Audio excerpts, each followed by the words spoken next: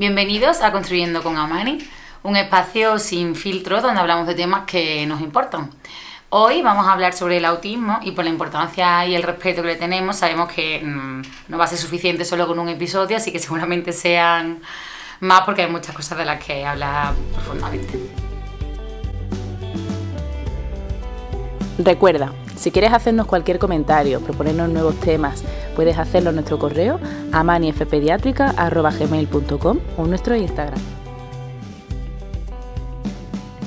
Antes de entrar de lleno en este episodio, nos gustaría comentar que somos conscientes de los matices que conlleva hablar del autismo. No queremos darnosla de expertos, ni mucho menos. Simplemente queremos hablar desde nuestra experiencia profesional y, sobre todo, dar visibilidad tanto a las personas del espectro como a sus familias. Queremos darles voz y que aporten sus experiencias. Hablaremos con mayor profundidad en los siguientes episodios y trataremos de ser lo más respetuosos posible.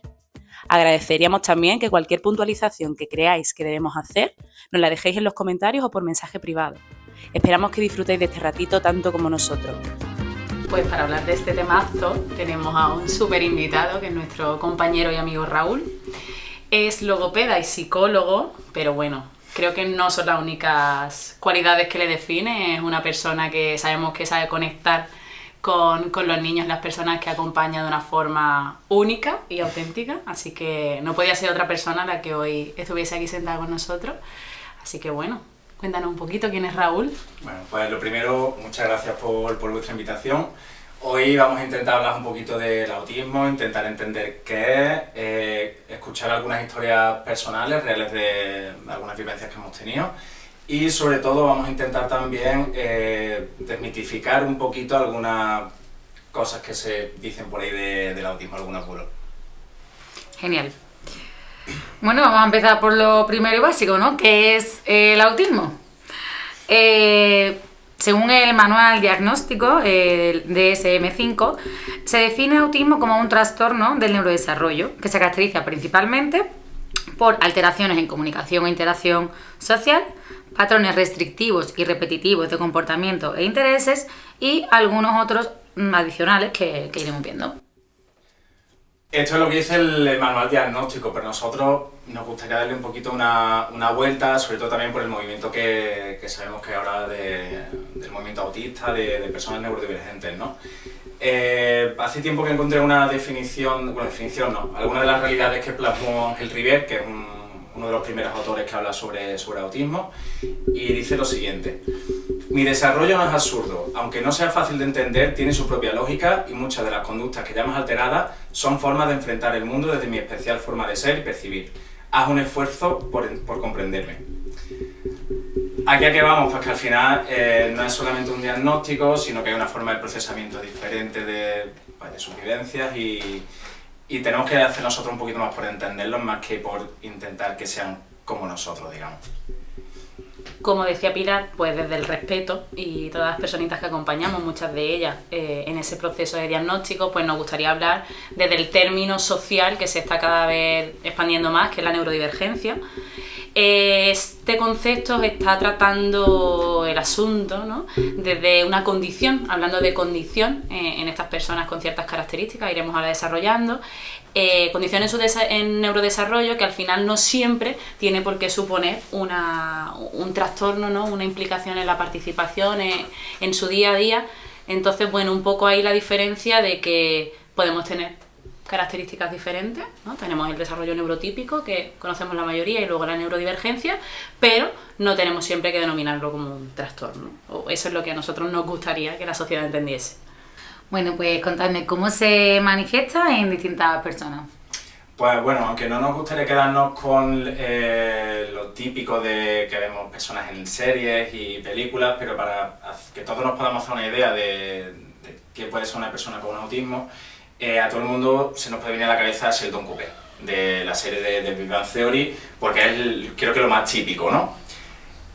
También, bueno, ya hablaremos un poquito más adelante de que el espectro es muy amplio y aquí pues quizá nos vamos a un tipo muy concreto, pero bueno, Sheldon Cooper es una persona que se puede considerar que es muy rígida, que le gusta tener una rutina muy clara de los lunes cenamos tal, los martes hacemos tal. Luego también tiene centros de intereses muy potentes, los que los explota y saben un montón, como por ejemplo en su caso son los trenes. También es la típica persona que no tiene filtro a la hora de hacer comentarios a los demás. Y luego, pues mira, si salimos del tema de serie y nos vamos a la realidad, tenemos de actualidad a la famosa chica ecologista Greta Thunberg, me vaya a perdonar mi inglés. Pero esta chica, por ejemplo, también está dentro del espectro. Una chica que aquí, en su caso, quizás, no lo sabemos, su hiperfoco sea el ecologismo y por eso lo vive con esa intensidad. Estas son algunas de las características que podemos hablar, pero así muy a grosso modo. Bueno, y ahora que has mencionado lo del espectro, ¿por qué se dice que el autismo está dentro de un espectro? Como hemos hablado antes, como hay muchísima variabilidad dentro del autismo, no hay dos personas con autismo iguales. Entonces, para intentar organizar, entre comillas, se puede decir que el espectro es una línea en la que va desde personas con más necesidad de apoyo hasta personas con menos necesidad de apoyo. Lo que pasa es que ahora nos gusta más hablar de, bueno, hacer un diagrama, digamos, en el que se puedan ubicar las diferentes habilidades de estas personas. Porque hay gente que a lo mejor puede haber una persona con autismo que no sea oral y que tenga unas habilidades visuales súper potentes. Y eso en un espectro no lo vamos a ver, lo vamos a ubicar a lo mejor en una zona de mucha necesidad de apoyo por el simple hecho de que no habla. Entonces, el poder ubicarlo dentro de un diagrama, vamos a poder ver a una persona realmente dónde están sus habilidades, ¿no? Pues a nivel de función ejecutiva, de planificación, a nivel visual, y ahí pues sí que podemos ver un poquito, pero sobre todo el espectro es porque es que no hay dos personas iguales. Súper. A mí me encanta escuchar a Raúl y por eso quiero que hace hincapié en ciertas palabras que utiliza tan respetuosas y tan importante que me parece el lenguaje al final en la sociedad. Como decíamos, aquí tenemos que aprender todo, no tenemos que normalizar a una persona que ha nacido diferente, sino que todos tenemos que hacer que el entorno pues sea inclusivo para todos. Y ahí el matiz de que has dicho las características de la persona. No me he encontrado muchos informes médicos con síntomas, signos clínicos. Y a ver, somos conscientes de que esto está dentro de un manual diagnóstico que al final no deja de ser médico sanitario, pero bueno, yo creo que no cuesta nada hacer ese pequeño cambio, ¿no?, en nuestro lenguaje que al final pues lo haga de una forma más respetuosa hacia estas personas. Mi valoración personal en cuanto a lo que comenta, es cierto que entiendo que a nivel de informes tiene que haber una serie de tecnicismos, por lo que tú has comentado, hay un manual por el que nos debemos regir, pero si los papeles los dejamos en papeles y luego nosotros hablando logramos cambiar un poquito ese lenguaje, creo que va a ser un poquito más inclusivo y no tan clínico al final. Otra de las preguntas que nos encontramos muchas veces es las causas, ¿no? Ya es verdad que nosotros abarcamos un rango más pequeñito de infancia, no sé, en casos a lo mejor que el diagnóstico sea de más tardío, si pueden influir otros factores, pero es verdad que bueno, que hasta lo que conocemos hay una gran implicación genética. Están esos casos en los que serían casos de un autismo primario, pero es verdad que luego nos encontramos esos chicos con características que van dando esa alerta de que puede estar dentro del espectro, pero que sin embargo su diagnóstico principal es otro síndrome, otra condición. Hay a veces síndromes, de los que se denominan como síndromes raros, que a nivel de lo que vemos de habilidades del niño encaja dentro de un perfil de autismo, pero la base de esas habilidades se considera el síndrome. Por lo tanto, ahí el diagnóstico primario es un síndrome raro o X, pero que se manifiesta con características de autismo. Sería un autismo secundario, ¿no? Así. Sí que por ahí está descrito también que hay más de 300 genes implicados, entonces bueno, esto sería un poco que sí, que somos conscientes de que la familia muchas veces busca, aparte de ese nombre y ese diagnóstico, la causa, ¿no?, principal, pero bueno, yo creo que con esta información que tenemos hoy, de la cual falta mucha, es muy difícil llegar. También es normal buscar esa causa del por qué. Claro. O sea, ¿por qué el niño es autista, ¿no? O sea, además, si los primeros meses de desarrollo lo he visto que me ha sonreído, me ha mirado, ahora ya incluso decía 2 o 3 palabras y ahora ¿por qué no? Ahora ¿por qué este parón? Es normal que haya que buscar que las familias quieran buscar un porqué, sobre todo, no sé si estará por ahí en los mitos un poquito más adelante, pero me voy a colar cuando se hablaba de las madres neveras. el niño es autista porque las madres no los abrazaban, porque no había ese apego. Totalmente falso, por supuesto. Entonces es normal que haya esa causa o ese sentimiento de culpabilidad ante qué estoy haciendo para que mi hijo esté empezando a tener esta serie de características o de signos de alerta, ¿no? Ahora que has dicho lo de los mitos, a mí también me gustaría abordar un poquito este tema porque es verdad que hay muchísimos acerca sobre el autismo que hacen más difícil la inclusión. Así que si os parece vamos a leer algunos de los más sonados y los vamos desmitificando, ¿no? Vamos. El autismo es una discapacidad intelectual. Las personas con autismo son superdotadas.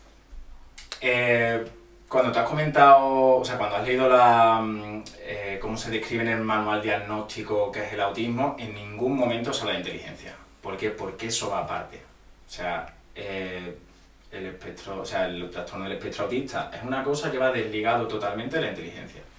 Puede ir asociada a una discapacidad, puede ir asociada a unas altas capacidades, pero para nada forma parte del diagnóstico en sí. Es verdad que a la hora de valorar las habilidades de nuestros niños, de los chicos que están dentro del espectro, las pruebas que hay estandarizadas son para valorar y punto, no se centran en los intereses de los niños. Entonces puede haber un niño que tenga unas habilidades que no va a mostrar, pero porque lo que tú estás haciendo con él en la valoración no le gusta. Y te puede salir una discapacidad intelectual, pero a lo mejor no es real. Y en cuanto a la sobredotación, al final que tienen focos muy intereses, suelen ser, o sea, focos muy potentes, como suelen ser muchas veces dinosaurios, historia, geografía, los planetas, y se hacen unos eruditos en ese tema. ¿Quiere decir que son superdotados? En ese área sí, pero a lo mejor en otras no. Genial. Vamos a por el siguiente. No puede mantener una conversación en grupo. Aquí entra mucho en juego la forma de procesar de los autistas. ¿Por qué? Porque, bueno, esto ya un poco hablas con palabras técnicas, va a ser un poco complicado, lo voy a pasar por encima. Pero bueno, digamos que nosotros somos capaces de hacer varias cosas a la vez y las personas con autismo tienen lo que se llama el proceso secuencial, o sea, necesitan que sea un poquito más uno detrás de otro. Cuando hay una conversación en grupo, realmente nosotros aquí en el podcast estamos siendo muy ordenados, normalmente no lo somos. Menos en España. Entonces es verdad que solemos pasar uno por encima de otro, interrumpir una persona con autismo mientras está escuchando, está procesando la información, está pensando cómo quiere participar y ha saltado el otro, ya me he desviado un poco, ya no sé seguir. Entonces no es que no le guste, es que a veces les cuesta un poco seguir el ritmo quizás que nosotros llegamos, les cuesta seguir el ritmo, no, que procesan de forma diferente al final. Esa parte que has dicho antes de que percibo de una forma diferente, ¿no? A lo mejor lo que para nosotros es súper básico, natural, que es hacer un gesto o que te esté hablando en un tono y una forma diferente, pues lo pasamos por alto totalmente, lo vemos inherente a la palabra y ellos, pues sin embargo, pueden perturbarse totalmente porque no estamos siendo coherentes con lo que hacemos con nuestro cuerpo y decimos con la boca. Claro, porque nosotros somos capaces de procesar a la vez lo que tú me estás contando con tu lenguaje corporal, pero ellos necesitan procesar primero una cosa y luego otra. Entonces eso es lo que les puede llevar a pues, esa sobrecarga quizás un poco a la hora de mantener una conversación, ¿no? Hay días que la batería social se me ha gastado, lo siento, pero hoy no me apetece conversar en grupo. Ya he echado un rato y ya estoy agotado mentalmente. Bueno, vámonos con otro mito. Las personas autistas no tienen empatía. Las personas neurotípicas, cuando hablamos, hacemos muchas suposiciones de cómo tú me estás entendiendo.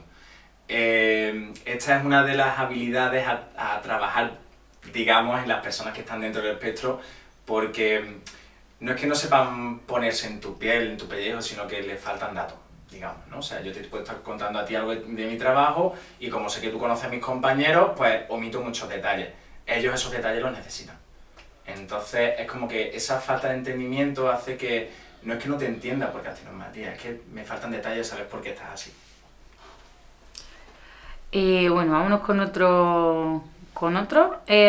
Si el niño mira la cara, ¿cómo va a ser autista?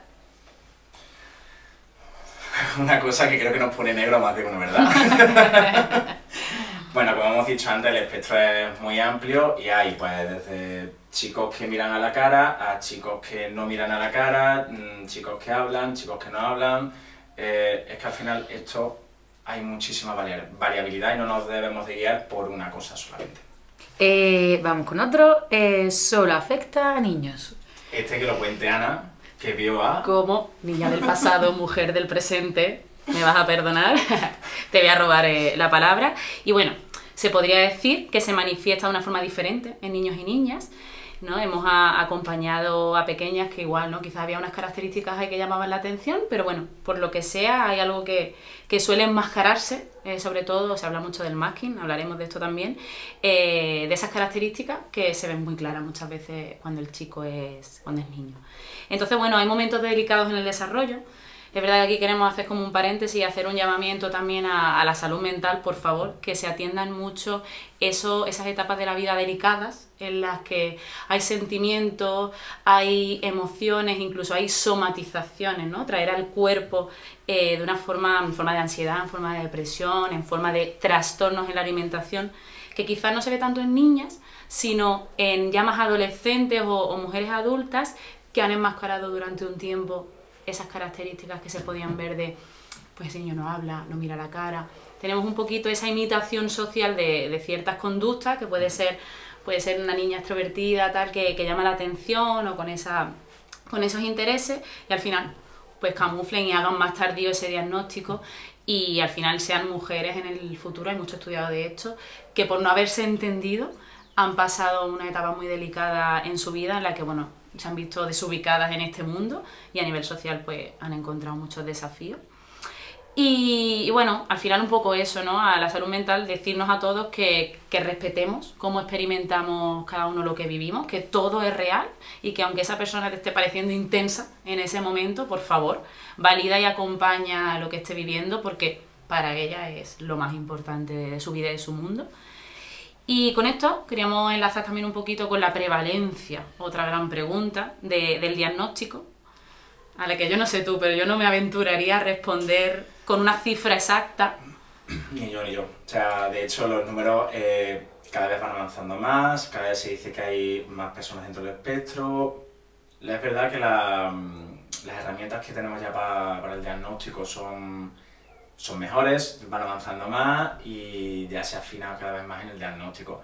También es verdad que ahora ya se está diagnosticando personas adultas a raíz de hacer diagnóstico a los hijos. Lo que tú comentabas del enmascaramiento, te llevo toda mi vida diagnosticado de bipolaridad, pero soy esto.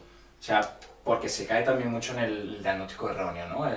Por lo que tú decías, yo no me comprendo, no sé qué me ocurre, llegamos a una depresión, se pega una ansiedad que se cronifica y cuando llega el diagnóstico de su hijo, se busca un diagnóstico tardío, vamos a llamarlo así, y el resto de diagnósticos erróneos se caen. Yo creo que, como decíamos antes, estamos en un rango de edad en el que, bueno, sí, muchas veces se diagnostica a menores de 8 años, por poner una edad estipulada, pero eso. Luego tendríamos que mirar qué rango está valorando esta prevalencia. Estamos teniendo en cuenta la adultez, estamos teniendo en cuenta los diagnósticos que se dan en la vejez, ¿ya? En personas que una vez ya que dejan de trabajar, ¿no? Se empiezan a cuestionar cosas. Entonces, bueno, un poco, a veces la Organización Mundial de la Salud nos ha fijado esa prevalencia en 1 de cada 100, pero bueno, otra vez lo mismo, depende de la población. A veces los estudios están basados en población estadounidense, rango de edad concreta, entonces, bueno, vamos a dejar un poco ahí en el aire esto. Y en cuanto a hombres y mujeres, últimamente se está hablando de 1-1, entonces pues también está ahí dejamos en el aire. Bueno, vámonos con 2 últimos mitos que creo que son bastante sonados. ¿Las vacunas causan autismo? Nos vamos a parar en porque el del paracetamol Sí, ha llegado a cena, ¿vale? O sea, eso no. no. Bueno, el de las vacunas, el mito que comenta, que dice que las vacunas causan autismo, viene un estudio que hizo un médico, no voy a decir el nombre porque si lo de Greta Thunberg me ha costado, pues este hombre tiene un nombre un poco más complicado. Pero luego se pone por aquí o por aquí, ¿no? Y ya lo leí. Este médico hizo un estudio en 1998, lanzó un estudio que relacionaba la triple vírica con la sintomatología de autismo.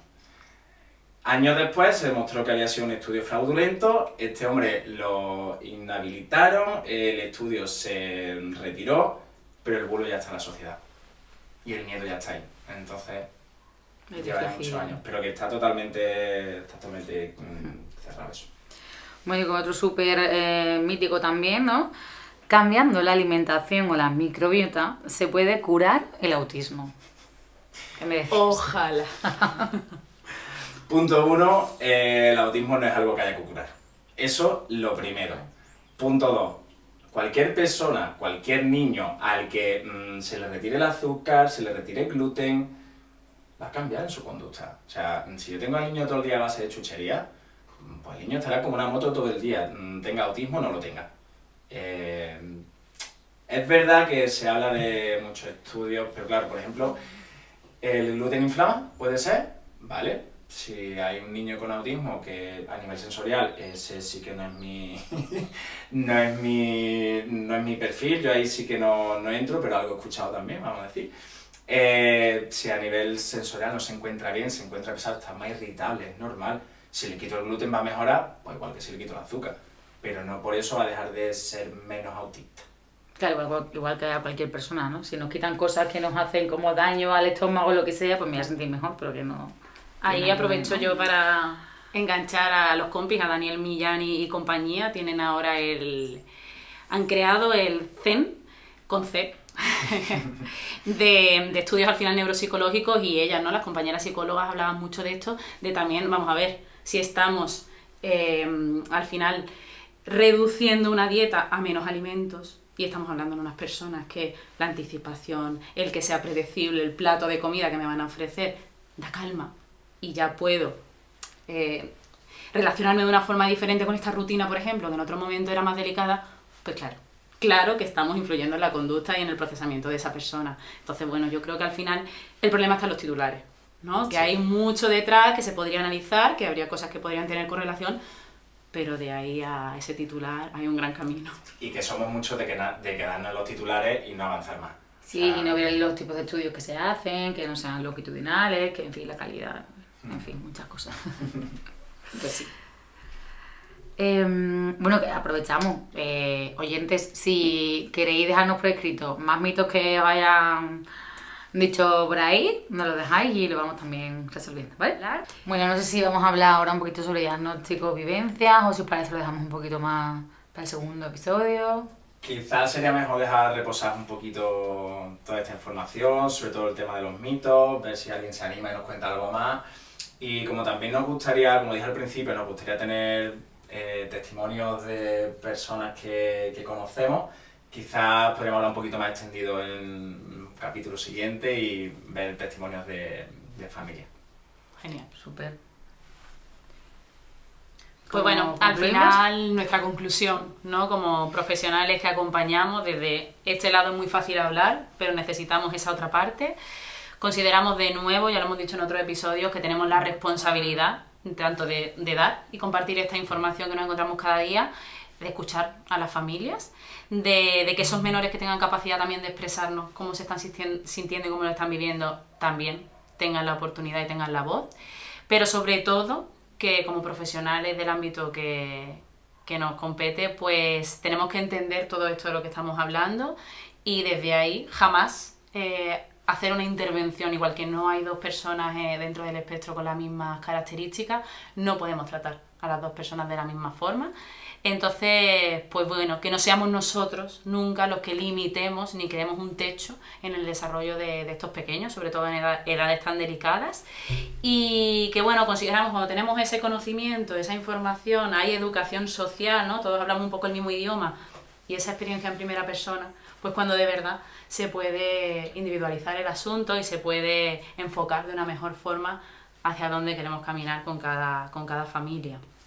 Por supuesto, el diagnóstico nos va a servir para entender el por qué, el cómo procesa y el cómo acompañar. Pero en qué debemos acompañar, hay que conocer a la persona y a la familia, por supuesto.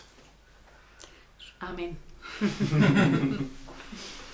Nos queda mucho, sí, queda el área educativa, el área social, personas ya más adultas también que nos cuenten un poquito cómo es ese mundo laboral y esos nuevos desafíos. Entonces, pues nada, seguiremos, sin duda seguiremos. Por favor, acepta nuestra invitación. Sí. Seguiremos. Y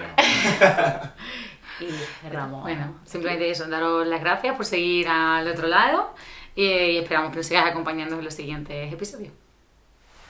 Ya.